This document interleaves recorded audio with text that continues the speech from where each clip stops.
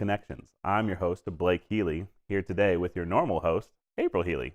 Hi, April. How's it going? Hi, Blake. I'm doing great. It's really, really nice to see you here. Thanks, babe. I love you too. Yeah, so one of the main things that really, there was a lot of things that I noticed about you when we first met, but one of the things that impressed me was how you were really good at kind of just creating and pulling in mothers and fathers around yourself. And just your ability to build family is something that has just always been a strength of yours. And so where does that desire to build family, to build familial connections, where does that come from for you? Um, Great question. I guess it comes from my parents. My mom was a stay-at-home mom my whole life, and um, my parents had a high value for family. And I mean, so much so that they were like, this is really the most important, apart from God. This is the most important, like, um, thing that we'll have in each other's lives for the rest of your life. And so just having my mom and dad, my dad and mom came to every sporting event that I had. Um, and like, they just were involved in everything I was doing, and involved in Girl Scouts and youth group and sports and homework and just tons of stuff. My mom would read to me at night when I was procrastinating on my homework and I needed her help. Um, and they were just massive encouragers in my life. And so I don't think it ever really got taught to me, like, with words. But in middle school, I noticed I just started pulling people into my life, and usually it was my good friends' parents. And I always chose really good friends. Like I watched other people in my life and the way that they chose their life. Meaning, like, if they went into drugs or sex or alcohol or whatever, I would just kind of watch their choices, and I would realize, oh, I don't want to go down that path because I'm watching it hurt you. Like, I'm watching it hurt your life. And so I chose friends that, just were instant connections to me, but they were healthy people and they had healthy parents. Most of them had healthy parents. And so those people that had healthy parents, I would just pull them in and ask them. I just loved learning. I loved growing. Like, I still love learning and growing. It's one of my favorite things. So I would ask my friends' parents tons of questions, like, hey, tell me about sex. Like, you know, like, I don't know anything. I want to be a virgin for the rest of my life. I mean, nope. Till I get married. Let's be very clear. Until the day I get married. But, like, I asked very specific questions about sex and what Mhm. is it, and what does it look like, and just lots of questions. How do you not get pregnant when you're done having kids? Like, if you don't get a vasectomy or stuff like that. So I just asked tons and tons of questions, like, how do you grow in the Lord, or how do you not feel embarrassed when you raise your hands for the first time at church? Like, just lots of, like, anything that I was thinking, I would ask out loud. I didn't have, I still don't have, I'm very rarely embarrassed by asking anybody a question, because I think everyone is wondering. So I think everyone just needs the first person to ask.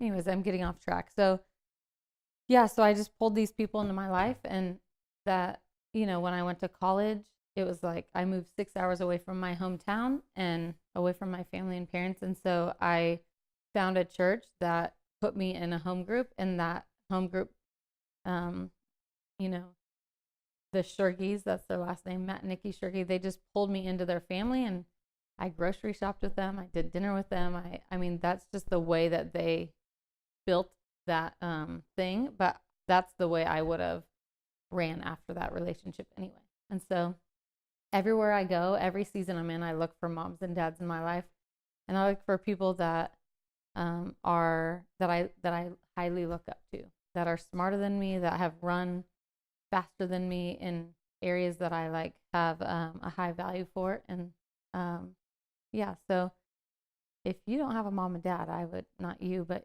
you in general, I would just highly recommend getting a mom and dad, a spiritual mom and dad in your life.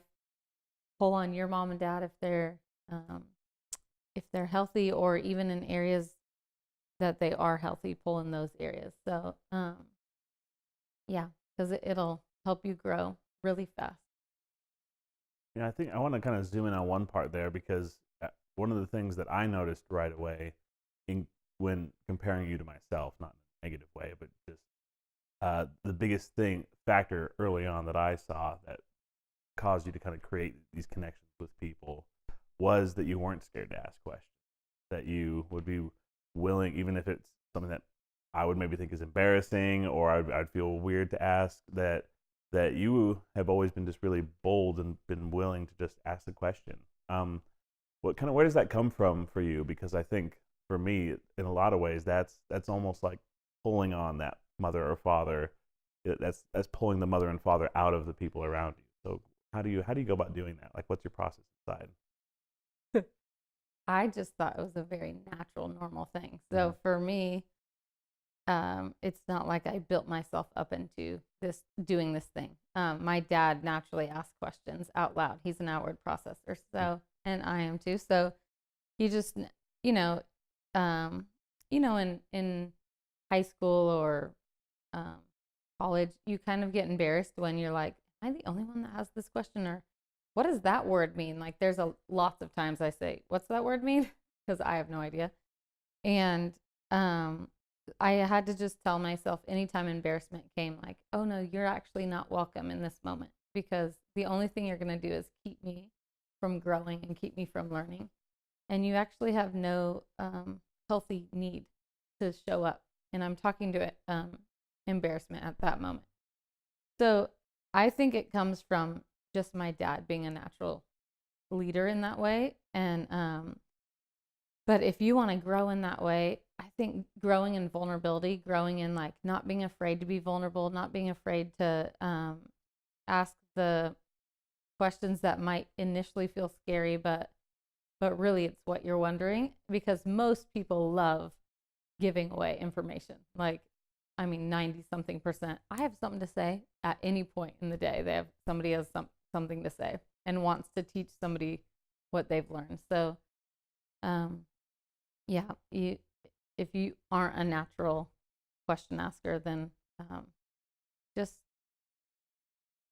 especially if you're an internal processor, then maybe write your questions down so that you remember when you're in the presence of a mom and dad. Like, oh, I actually have some questions. Let me pull them up in my phone. Yeah. So how what family looks like is a lot of times something that we learn from our family of origin, our original family.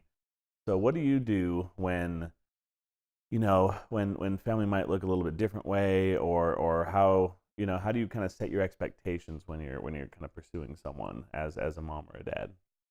My thoughts are that you have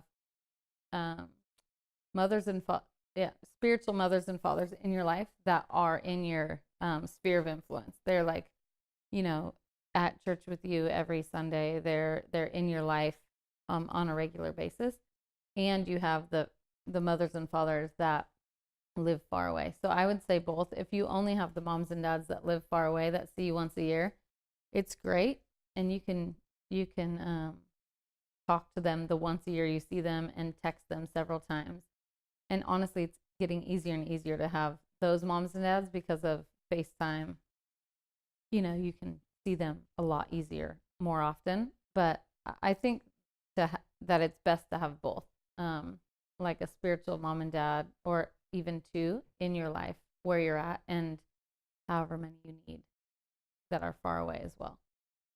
And the thing I learned about family the other day was that there's 7 billion people on the earth, and that there's really 7 billion different ways that family can look. And so not to compare your family or even the way you grew up with someone else's family, because we all look so completely different, and we all shine a different beauty that the Lord has given us. And so, I also learned like that moms and dads don't always, I always thought they had to be a lot smarter than you and a lot wiser than you, and that you're here and they're here, and now I'm learning, like the older I get, that sometimes you're here and they're here, and sometimes it's in subjects. It switches where you're like, oh, maybe you know more about music than I do, but maybe I know more about communication than you do. And that we're like, now there's places where we teach each other, and there's places where you pull on me and I pull on you.